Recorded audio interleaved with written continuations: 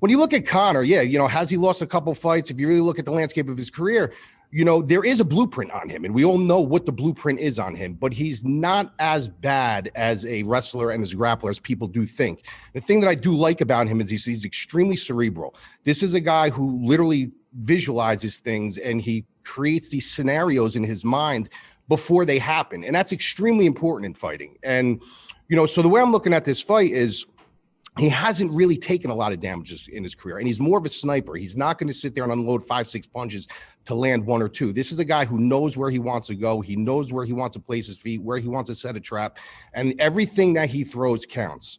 I think it's going to be a much better fight. I really do. I think it's going to be a much better fight than it was, but I just see the scenario being the same. I see Conor, either ended up catching him or just it's just going to be one of those fights where even if it goes a little bit deeper, I think he's at a good weight right now. I think mentally he's there. I know your genetic code really dictates your conditioning. You could be your best, but doesn't mean you're going to be somebody else's best.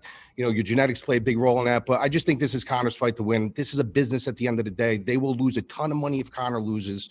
I think it's Conor's fight to win or lose. The deeper it goes, Poirier's edge will start coming in. I just don't see it that way. I just see Conor finishing this thing.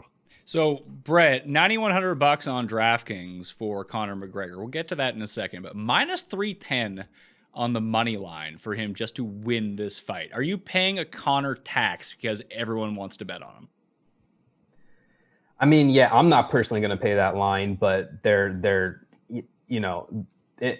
I think for Conor to be justified at this line, I would need to be certain that he's got cardio to go a hard 5 rounds. And I'm glad Lab mentioned the grappling aspect, because I think that's a common misconception in Conor fights, that he's a bad grappler, where he's actually quite good. I think he's a quite good wrestler and grappler, and losing to Khabib, isn't a baseline to whether you're a good wrestler or grappler or not. So I don't really see Poirier having much of a path to victory on the ground. The path to victory I see for Poirier is an extended fight, like Mike mentioned, over 5 rounds, making this a war. Conor, more so than grappling, has had trouble with cardio in the past, whether it be against Nate Diaz, whether it be against Floyd Mayweather. He's explosive and he tires out. And that doesn't mean he has horrible cardio, but in the early rounds, I definitely favor Conor. And I think as this fight gets extended, there's potential for him to slow down.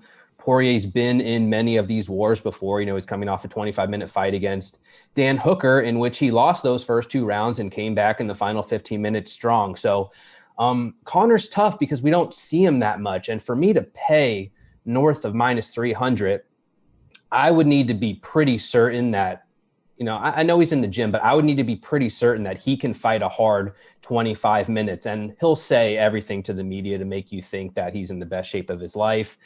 He's never been a better fighter. And I want to buy it, but, in that first fight against Nate Diaz, he was on top of the world, and it only took about 7 minutes for him to gas out. And then he went back to the drawing board, came back the second time around, and looked phenomenal over 25 compared to his first fight. And my fear here is that he's just not in, prime 25-minute fight shape. So I would love to pay like a, minus 220, minus 250 line on Conor, but north of minus 300, I would need to be pretty certain that he has a path to victory outside of an early knockout. Well, Lab, yeah, the minus 315, that's what it is at DraftKings Sportsbook right now.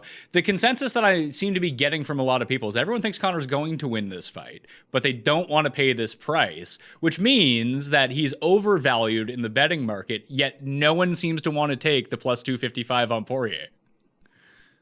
Yeah, you got to remember, too, a lot of the money that's rolling in, and, disagree with me if you think I'm wrong, but a lot of the money rolling in is from the casual standpoint. Oh, yeah. These guys look at this guy as he's a god, and they're not looking at the nuances like me and Brett look at, and Cody and Paul. Like, we look at the nuances, we look at the actual realities of the fight game, and a majority of the money rolling in is obviously the casuals. If I were to lay a line on this personally, I'd like to hear what you would lay on it too, Appley, if you were setting a line. I would probably lay it at maybe like minus 155 for Conor. In terms of what you think the fight should be, or what? That's what I think that's what I think. No, that's what I think the line should be. I think about 155, 160, minus 151, 160.